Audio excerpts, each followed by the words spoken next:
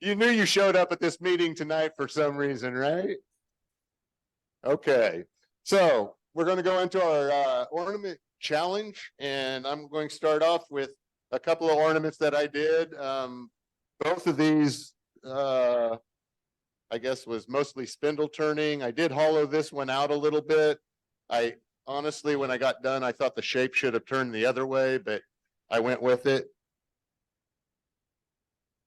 On this one, I had some of the a diamond wood, I guess, that I'd gotten somewhere, and I just drilled 2 holes through it in 90 degrees at the same spot, and then turned the finial, turned a little tree to fit in there, and then created a cap so that I could put a light bulb. And I used my little light bulbs that I was using on a box that I made to light up the Christmas tree. And the light lasts for about a day and a half, and then I have to change out the light. So it's not the best design. And I'm also very concerned about, at some point, this top piece is just going to start coming off there real easy. So, but it was a fun little experiment, and I enjoyed what I ended up with. So who's next?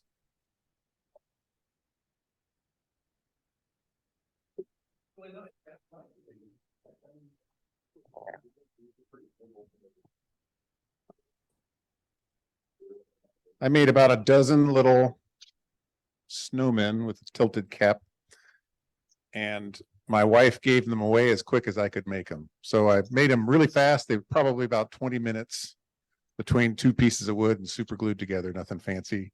And I burned on the hat band just by holding another stick up against the walnut while it spun, and it turned it mostly black. So that's mine.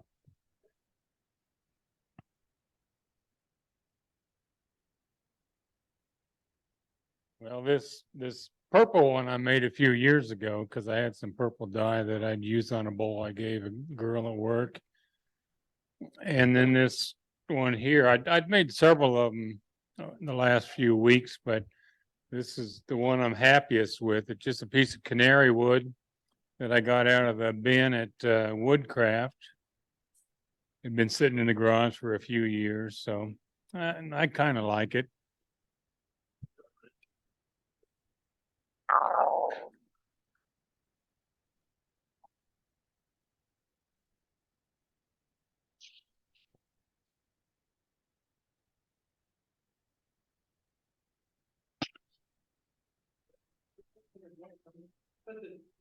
The people around have to say your name so that the Zoom people that don't really know everybody. I'm Bob Paulson. I turn an ornament for my grandkids every year. This was the first year. It's just balsam wood, not a just because it was easy to turn with a black walnut cap. This is just kind of inside out, I call it. You take 4 pieces of wood, turn it outside, and then rotate it to make the oval. And then I turned a little Christmas tree to put in there. This one is only unique in that the marble in that center is about 120 years old. They belong to my grandfather. He had a huge collection, so and I make about 10 of these for the family and the grandkids. Yeah. And this is just a little bit different one. It was quite a challenge trying to figure out the angles to get the different pieces of wood to cross and kind of stay centered. Very nice examples. Thank you. This is what he specializes in ornaments, so he was excited to show. Yes. Do we got somebody else on the challenge table? Yes, I know we do.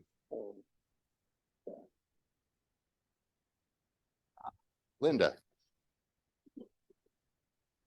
Hi, Linda Carlson. This is a piece of maple from my sister's tree that she took down in her backyard. And so this is a little branch. And so I made her an ornament.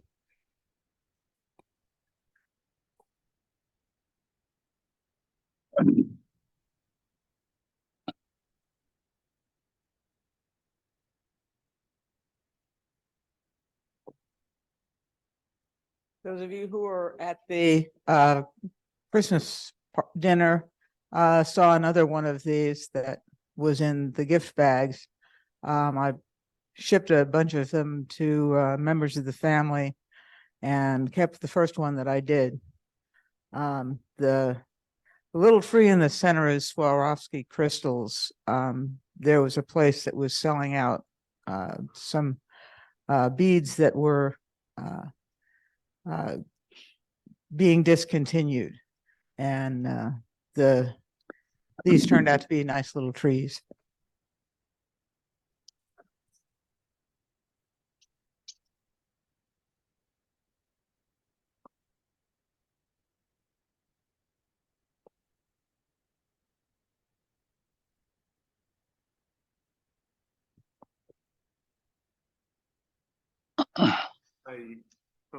Another one of my burl oak acorn.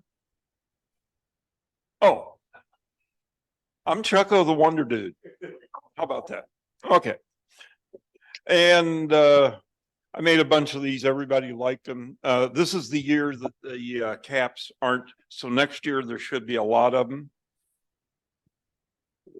I'm not as good at making the birds, so I buy them in plastic at Hobby Lobby.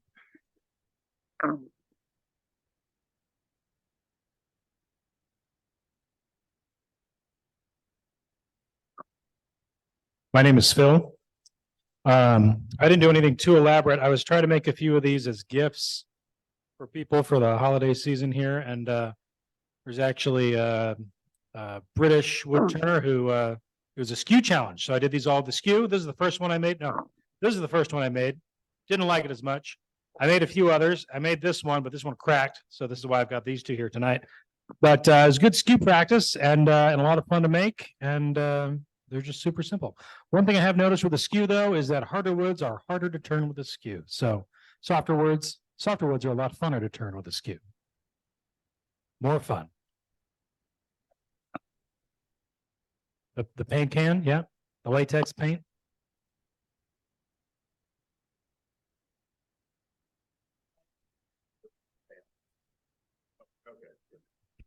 I'm Ed.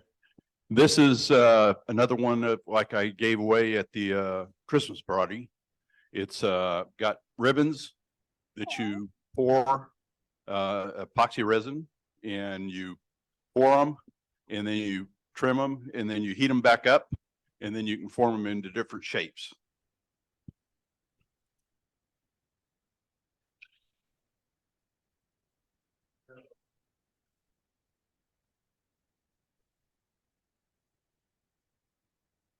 My name is Rick, and I like to make these heirloom ornaments for my grandkids. I've made it for Grayson, Ruby, and Lainey was born this year in 2023. So I do an Indian basketry style, and this is all turned out of the same type of wood, and the only reason you can tell is by the captive ring on the bottom for the bottom part of it. It does use an Indian basketry type design, and I use those Faber-Castell India ink pens. So it's a lot of work, and then I have to make another one for grandma because she has to have one on her Christmas tree as well. So my daughter Julie has all three of them for her 3 kids, and then grandma has 3 for her 3 grandkids. Oh, absolutely. And it's got a good pop to it. So if you, and that's my grandpa name is Pop. But if I wanted to, I could put a little message in there, you know, for him, because this is probably going to be a piece that gets handed down once I'm gone. So anyway, they're fun to do. Put a message that says you broke it. Yeah. Did you finish that while on an airplane? Oh, and the finish, this is probably the lightest, this is the lightest color one that I've done. I'm not sure what the wood is. I'm thinking it might be box elder, because box elder is a really whitish type of soft maple. That's my guess. And then I just use a spray Krylon matte finish because I don't want the color to darken at all. So that's 2 coats of that and it's on the tree.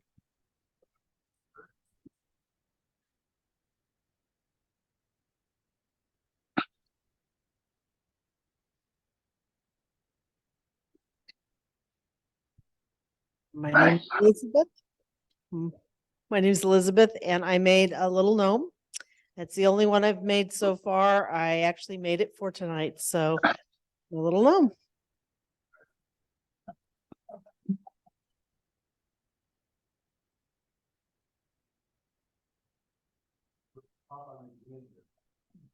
I'm just gonna put it right there. This is a Christmas tree that was grown in the wind. You know, my garage has a door at each end, and so it was real windy that day, and that's how come it turned out like that. Oh, I'm Santa Claus. No. What's really fun about this is the first way I ever turned something eccentrically. You turn the pennon round, or how do you say it, like a bead, and then you can move it around in the chuck, and that's how you get the eccentricity. I didn't sand it.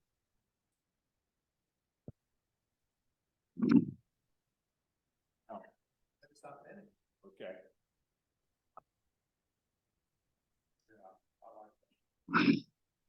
Hello, I am Calvin Wright. I've got 2 to show. One of them is not here tonight. I was asked at Christmas time to do this. Coworker of mine lost her grandfather, and they, as a family, would make apple butter. And Grandpa had built an apple butter stirrer. He had put together a big old, like a pole with a little foot on the end of it, drilled holes in it. And they asked me, can you make one of those as an ornament, as a collectible for my family? So Elizabeth and I, we worked on that. And this is kind of what we came up with. So, and we burned his name into the side. So, and all of the sisters got one of those this year as to say thanks to Grandpa. So that was something that we did. And then I felt chastised a few months ago when I was told that I was not a turner, and I am not, but I am learning. So I made this little snowman guy. And so there we go. And I'm also learning that mistakes do happen all the time, but you can also find ways to fix it. So what I did was I gave my little guy a scarf when the first head didn't work out so well. So.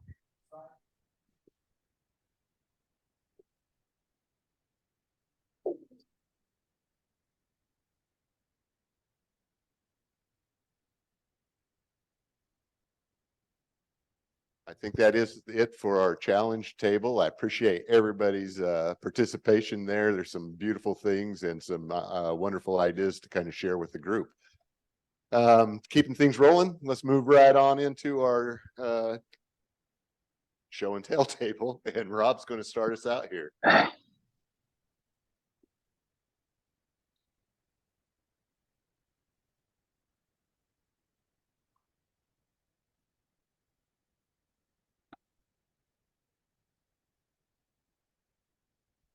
There we go. All right, so a Christmas a year ago, 22, my daughter bought me a block of wood on Etsy. And it sat in the corner of my shop for a year, and I felt bad about that. And so this year for Christmas, I made it into 2 bowls and I cored it out.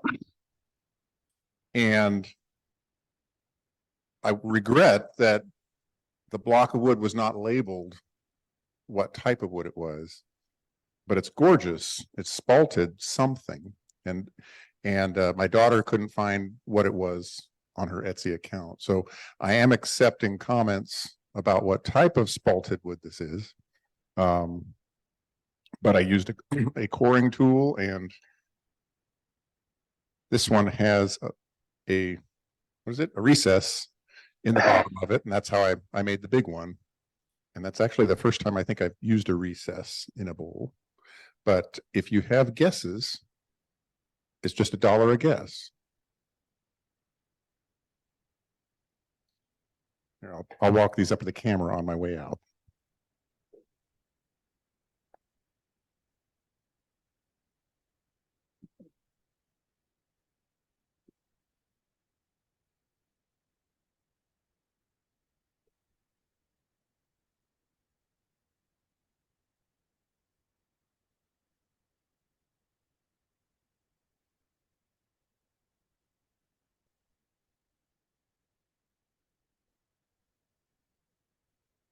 Okay, so here is my nutcracker.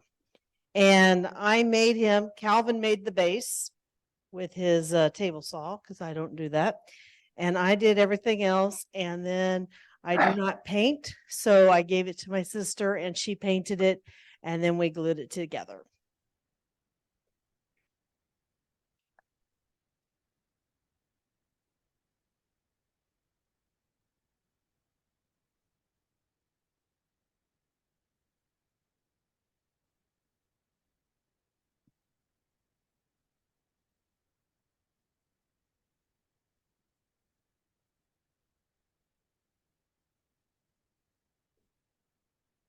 This wasn't quite finished in time for tonight. It still needs some sanding.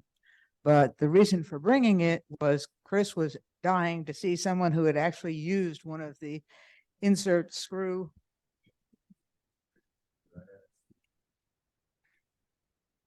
So this was the biggest chunk of wood I had that I could fit it in.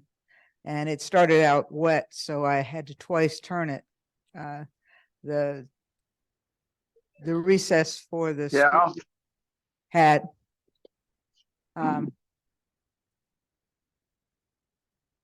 came on the second turning. I found with these, there's a mark top and bottom, and if I line those up before I start turning the screw together, it works well. If I just try to put them together, it doesn't work so well.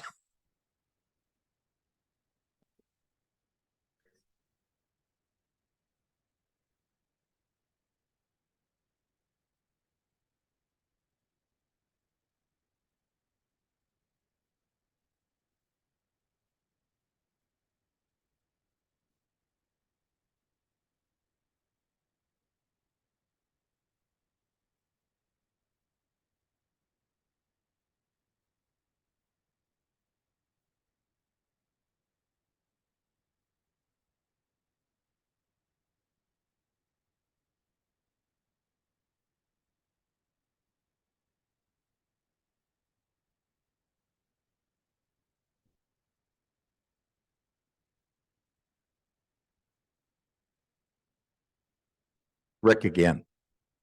My wife came up to me the other day and said, "Can you make me one of these?" And I looked at it and it was a seam ripper handle.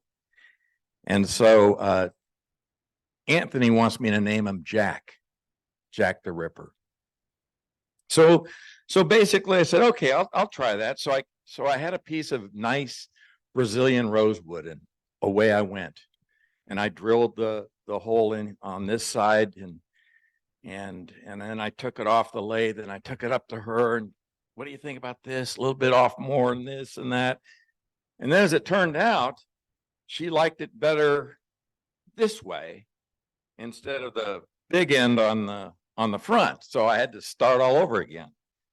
So this is the one that I ended up with, is making it this way. And this is a curly Hawaiian koa.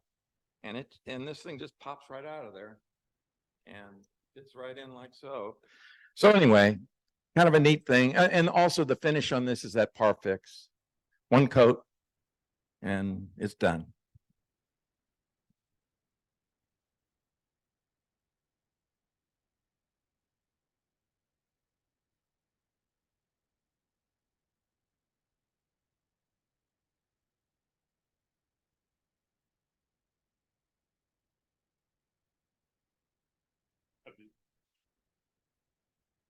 This is my first show and tell. My name is John Sanders. And I made a little light. Oh, yeah. It's yeah, got a few issues, but I like it.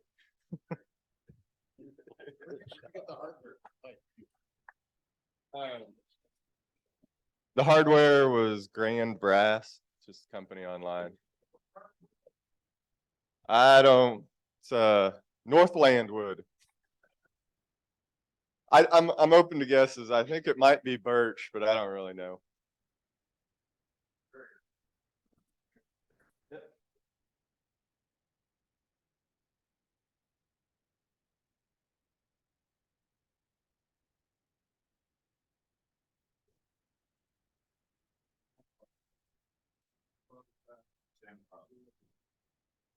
I haven't changed. This is, what do they call them? A calabash bowl? Calabash bowl, round bottom, so it rocks. It's got, homemade Danish oil on it. And whenever you see one of these, me with one of these straight grain bowls like this, it's because I blew the top off the urn. And so that's the way it is.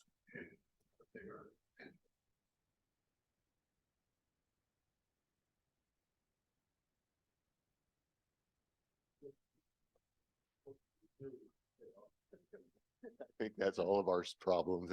That's the first thing I want to do when I show somebody something. Oh, and here's where I messed up. Yeah. Okay, guys, let me see. See if I can stand back far enough. No.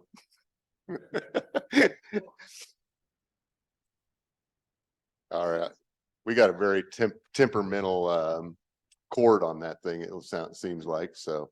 But you don't need to see me anyway. I just want to end tonight saying thank you all for number one, making it out here on a stormy night. And number two, for showing up and seeing what we've got to work with. And hopefully in the next month or so, we can bring this shop together and really make it a wonderful new home for us. I know change is always hard, but usually once you get past that difficult part of the change, you're better off on the other side, and that's what we're certainly hoping for here. So thank you all. And Calvin, you got something to say? The challenge for next month is make a small bowl 6 inches diameter or around that, around 6 inches diameter of any type. If you're not sure how to, show up at one of our demonstrations on the next couple of Saturdays and we'll help you get through it. So you'll have a piece for the challenge next month. Other than that, I think that cuts us off tonight, and next month, I hope that we're out here in our new home and have a little bit better AV situation, but put your hands together for Rob and Kevin for putting together what we had tonight. I literally thought I was going to show up and be shouting at everybody without any cameras or any TV or anything. So they really pulled it together in less than a week's time. So thank you guys both. And thank you all. Have a safe drive home. And hopefully we'll see you at the shop on Saturday. If not, we'll see you next month at this same place. Oh, and thank you to our folks on Zoom. See you all. Are they already gone?